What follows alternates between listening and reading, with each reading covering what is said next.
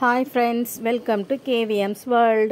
நம்ம இன்னைக்கு என்ன பார்க்க போறோம்னா வாழைக்காய் சிப்ஸ் தான் பண்ண போறோம். வாழைக்காய் சிப்ஸ் எப்படி பண்ணனும்னு வாங்க பார்க்கலாம். வாழைக்காய் சிப்ஸ் பண்றதுக்கு நல்ல காயான வாழைக்காய் வேணும்.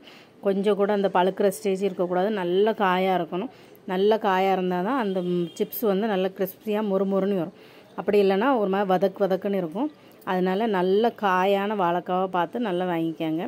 வாங்கிட்டு அதை வந்து கழுவிட்டு அதுக்கு பிறகு அதை தோல் சீவணும். நல்லா தோலையெல்லாம் சீவிட்டு தோல் சீவும் போது அதில் பச்சை கலரில் அந்த நரம்பு எதுவுமே தெரியக்கூடாது.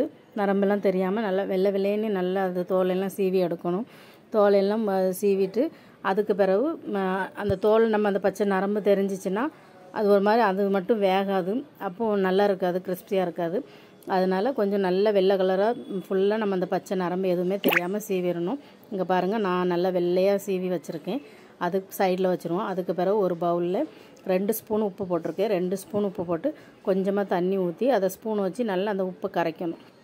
நம்ம உப்பு போட்டிருக்கதே தெரியாமல் வெறும் தண்ணி மாதிரி தெரியணும். அந்த அளவுக்கு உப்பை நல்லா கரைச்சி வச்சுக்கிடணும். நல்லா கரைச்சிட்டு அது நம்ம பச்சை தண்ணி எப்படி இருக்கும் அப்படி இருக்கும், ப்ளெயின் வாட்டர் மாதிரி. அப்படி நல்லா கரைச்சி அதை சைடில் வச்சுக்கோங்க. அது எதுக்குன்னு நான் உங்களுக்கு சொல்கிறேன். அதுக்கு பிறகு கடாய் அடுப்பில் வச்சு எண்ணெயை ஊற்றிக்கோங்க. எண்ணெயை ஊற்றி எண்ணெய் நல்லா சூடாகணும் உடனே நம்ம அந்த உப்பு கரைச்சி வச்சுருந்தோம்ல அந்த தண்ணி இப்போ வந்து அதில் அந்த நல்ல சூடான பிறகு அந்த தண்ணியை தெளிக்கணும்.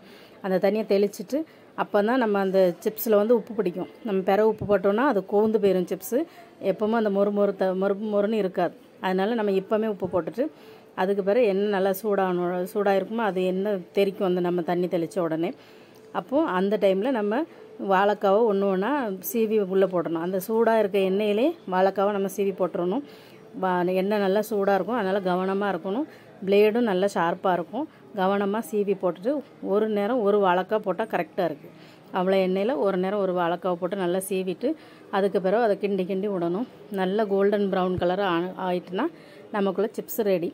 இப்போ எனக்கு கோல்டன் ப்ரௌன் கலரில் ஆகிட்டு இந்த ஸ்டேஜில் நம்ம எடுக்கும் போது அந்த பாத்திரத்தில் நம்ம மாற்றி போடும் போதே ஒரு சவுண்டு வரும் முறுமுறுன்னு. அப்போது நம்மளுக்கு தெரியும் நல்ல கரெக்டான நம்ம பக்குவத்தில் எடுத்துருக்கோன்னு.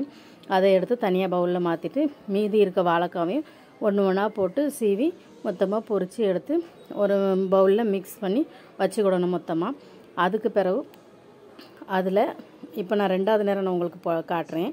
இப்போ அந்த எண்ணெயில் பாருங்கள், திரும்ப நான் தண்ணி தெளித்து திரும்ப 2வதும் இன்னொரு வாழைக்காவை சீவி போடுறேன். இதே மாதிரி நல்லா சீவி போட்டு கவனமாக ஆனால் செய்யுங்க. எண்ணெய் நல்லா சூடாக தான் இருக்கும். ஹை ஃப்ளேமில் தான் வைக்கணும், லோ ஃப்ளேமில் வைக்கக்கூடாது. லோ ஃப்ளேமில் வச்சோன்னா அந்த மொறுமொறுப்பு தன்மை வராது. ஹை ஃப்ளேமில் வச்சு பண்ணால் தான் கரெக்டாக அந்த மொறுமொறுப்பு தன்மை வரும்.